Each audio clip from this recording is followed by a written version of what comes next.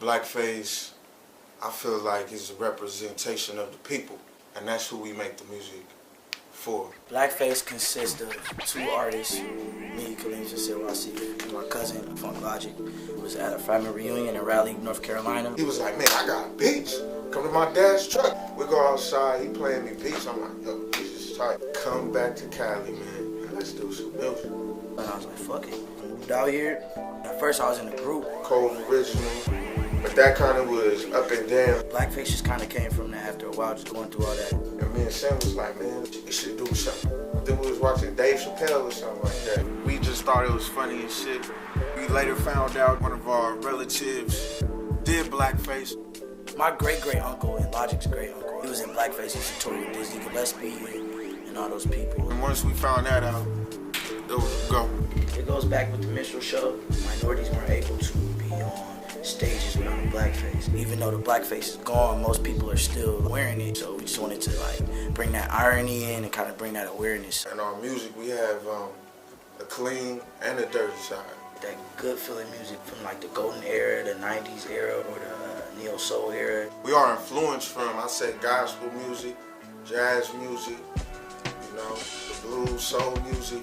Pianos and harmonies and melodies and chords. Sound that is organic, sound that is natural, a sound that is nappy, a sound that is kinky.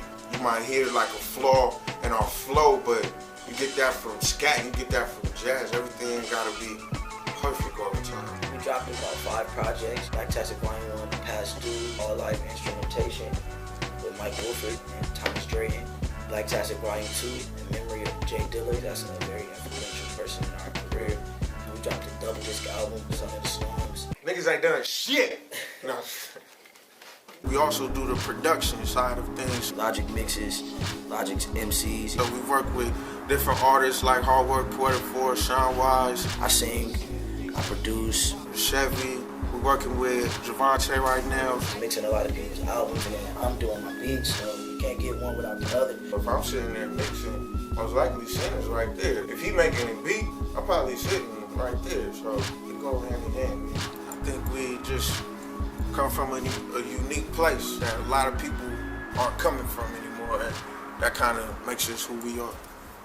We was just at Foot Action. And just building with this cat, and then he like, yo man, you from the 90s? I thought that was funny, cause it's like, what you mean by that? No, like, huh?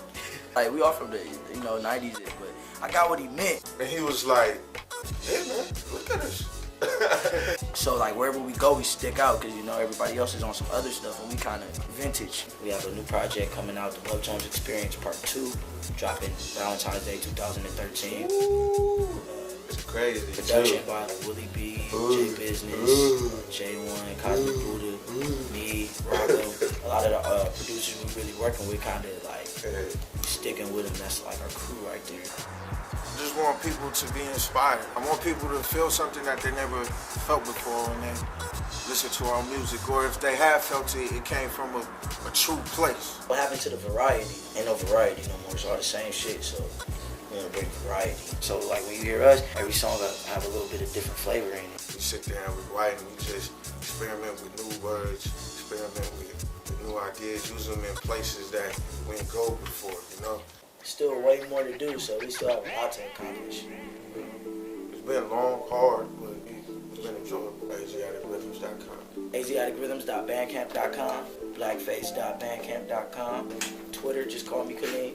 FunkLogik. Go get that new Love Jones project. Love Jones Experience Pt.II. Valentine's Day. We love y'all. Keep y'all first, man. Peace.